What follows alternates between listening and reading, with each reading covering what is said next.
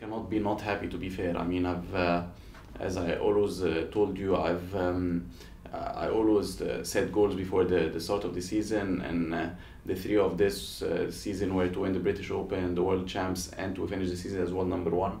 I failed at one, achieved the other, but I've come very short. I mean, barely short at the British Open, reaching another final, which is still a great achievement. I was able to win the World Champs for the third time on home ground. I mean, it was a very happy week, very happy moment. Definitely looking back, I've had my ups, I've had my downs, but overall, as an athlete, you're always going to have your ups and downs. There is no chance you're gonna go on a steep curve all the way through. So you'll always have to plateau and even sometimes come down a little. We've had obviously Muhammad didn't have the best of seasons, but we've had Paul and Asal rise to the occasion with as always Tariq and Faris and Marwan and everyone else. So I had to have my downs and my plateaus, but overall I can look at the season with a lot of pride and definitely take away that I've achieved hopefully 2 of my 3 goals. From the very beginning, since I started, my coaches Darwish and Mike and everyone has always told me that consistency is a lot better than just having one good win and then losing and having a bad loss. So what I've been working on the most ever since I started the tour is when I get to a certain ranking, I try not to look back. Obviously I do, and I do drop, but it's always been one of my goals and one of the things that I train for. And I can proudly say that I haven't lost before the quarterfinals ever since Guna 2017. So it's been 5 years, and it's something that I'm really proud of. But obviously, if you want to maintain the world number 1 ranking, quarterfinals are not enough. As hard as they are to get to, and as hard as it is to beat the top 8 players in the world, it's still not enough. I've come short twice at US Open against Joel and in Chicago against Marwan this season. But other than that, I've made the finals or the semis at the Guna. So yeah, it's something I'm very proud of. It is not easy. I do not take it for granted, and I tell Noor all the time, as much as I'm proud of my achievements of winning world championships and becoming world number 1, one of the proudest achievements that I can think of is the one I just told you, that I'm consistently in the quarterfinals or further, because I know for a fact how tough they are and how lightly people take the first rounds, but how tough they are. Look at the people outside the top 8 now. You can see Faris, Gawad, Marwan, Sorav, Yusuf Soliman, Yusuf Ibrahim. You can name them all, and it's not easy to come up against these guys and win every single time. And the fact that I was able to do it, obviously I've lost to these guys, but thankfully in the later rounds, not before the quarters. But no, I'm very proud, and going to next season, this is definitely going to be the same goal of mine. Mo speaks a lot about it. Nick Matthew used to speak a lot about it. Believe it or not, Rami used to speak a lot about it with his talent, is that it's a lot more important to have the character of not being easy to beat or being very hard to beat than have the talent of on a good day beating anyone on the tour. I mean, obviously there's so many players that on a good day can beat anyone, but there are a very, very few number of players on the men and the women's side that on a very bad day can still win.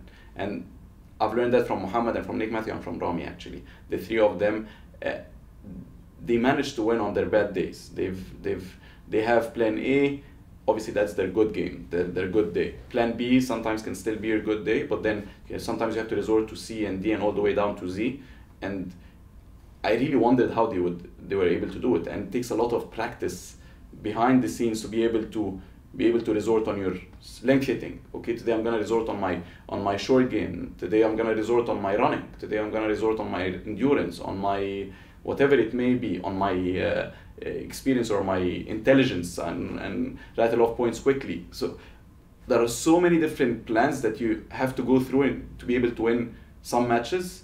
And I think with the experience and with watching, you know how nerd I am about squash, so I with the experience and with watching a lot of players and with listening to a lot of players and to their interviews, I've learned how to have different plans so that I don't lose easily. If I am to lose, obviously I've lost so many matches throughout my career, but if I am to lose, then I've tried every single plan and it hasn't worked out. Then you're better than me on the day. And I think this makes the biggest difference, is that you're very hard to beat. Okay, you're better than me on the day, beat me, bring it on. Obviously, the final of the World Champs is always going to be the biggest win of the season. Against Mo, in front of my family on home turf. I mean, there's nothing that can beat that probably in my career, not in this season. But if there is one match that can stand out, a couple of matches against Asal were very tough to handle. The one at Black Ball, it was a 3-2 in over an hour and a half. The semis of the world champs, because you know, it adds this extra bit of pressure when there's an upcoming player playing against you and he's got no fear and you've got all the pressure on yourself. And obviously he's a brilliant player, and obviously again with everything that is going on around the match, the non-squash stuff, everything that you have to, people think it's easy to just keep your focus and just get on with it. It's not always easy. There are so many things that you have to deal with how good he is as a player, with his fearless attitude.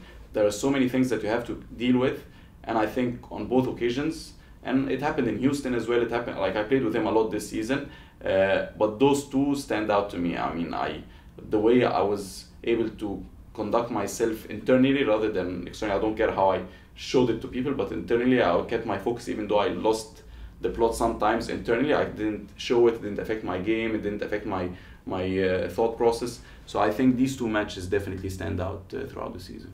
World Champs and British Open are always going to be the biggest events of the year, plus ending the season as world number one. I actually don't care about losing, not that I don't care, but I don't mind losing the world number one for a few months during the season. This year I made a conscious decision of not going to Motor City, and even though if I'd gone and won it, I would have kept the world number one spot. But I've made a conscious decision with Kareem and with my team that I think it's better not to go, to prolong my season and to play better in the back end of the season. Because, I mean, in the middle of the season, some players had played 10 tournaments, some others had played 12, and I, obviously, stupidly enough, I missed the Qatar Classic. So I had these calculations in my head and I didn't care. And obviously, Paul was playing brilliantly well and he absolutely deserved it, and he beat me 3 times in a row and he was winning tournaments right, left, and center, so he deserved it big time. But for me, the big goal was the end of the season, so that's always going to be my goal.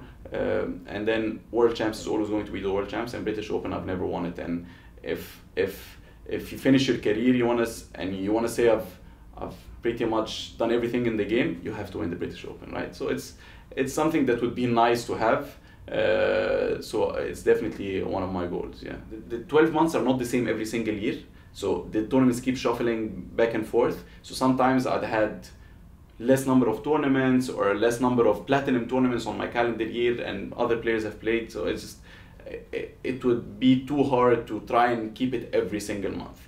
Obviously, if you can, brilliant. If you can't, at least end of month, it's an equal kind of season. Like you've had the same 9 months as or 10 months of season as your opponents. If they've picked the better tournaments, then they deserve it. If they've done better at the same tournaments, then they deserve it better. But the middle of the season, we haven't always played the same number of tournaments or the same tournaments, so it's just for me, end of season is always the goal. Of course, I would love to keep it for as long as I can, but yeah, if I lose it and I know that I can recover it, I'm all right with that.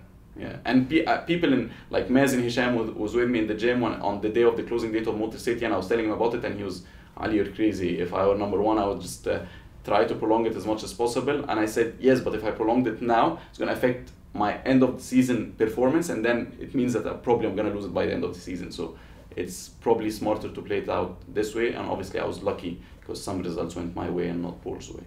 As an athlete, you can do all the right things and still not achieve what you want. But it's impossible not to do the right things and achieve what you want.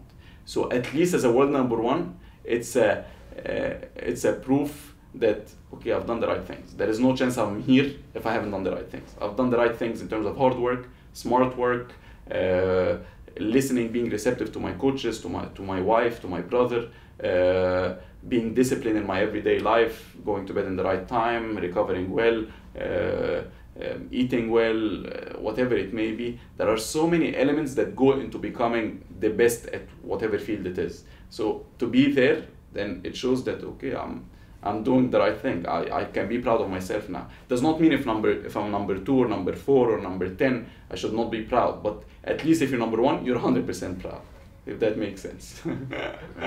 Very much looking forward to next season. Every season brings a different challenge.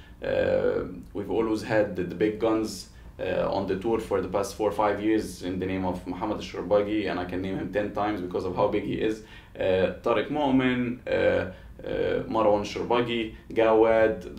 There's been some of us on the tour. Then the next season you've got Paul, who's been firing this season, who's everything I said to become world number one, he does them to perfection. The hard work, the smart work, the everything that we can name.